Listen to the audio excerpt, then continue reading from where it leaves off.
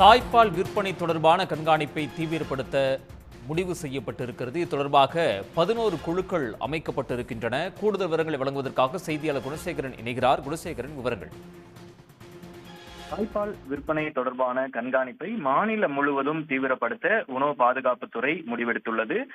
நேற்று சென்னையை அடுத்த மாதவரம் பகுதியில் 500 மில்லி தாய்ப்பால் பாட்டில் அடைக்க வைக்கப்பட்டு 500 ரூபாய்க்கு விற்பனை செய்யப்பட்டது உணவு பாதுகாப்புத்துறை அதிகாரிகளால் கண்டறியப்பட்டு அந்த மருந்து கடைக்கு சீல் வைக்கப்பட்டிருந்த நிலையில் மாநிலம் முழுவதும் அந்த தாய்ப்பால் விற்பனையை கண்காணிப்பதற்கான தடை செய்யப்பட்டிருக்கக்கூடிய ஒரு நிலையில் கண்காணிப்பதற்கான குழுக்கள் அமைக்கப்பட்டிருப்பதாக உணவு பாதுகாப்புத்துறை அதிகாரிகள் தெரிவித்திருக்கிறார்கள்.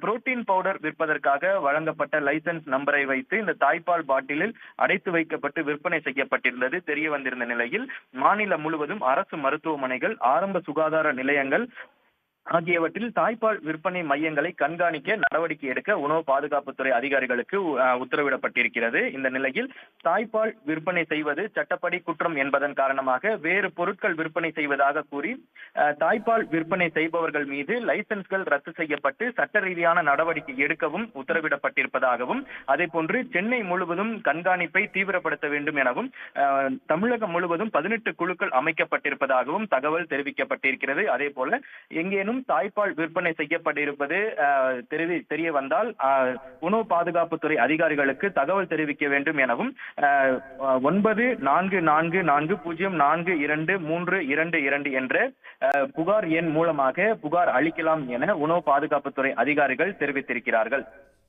உடனுக்குடன் செய்திகளை தெரிந்து கொள்ள சன் நியூஸ் பெல் ஐகானை கிளிக் பண்ணுங்க.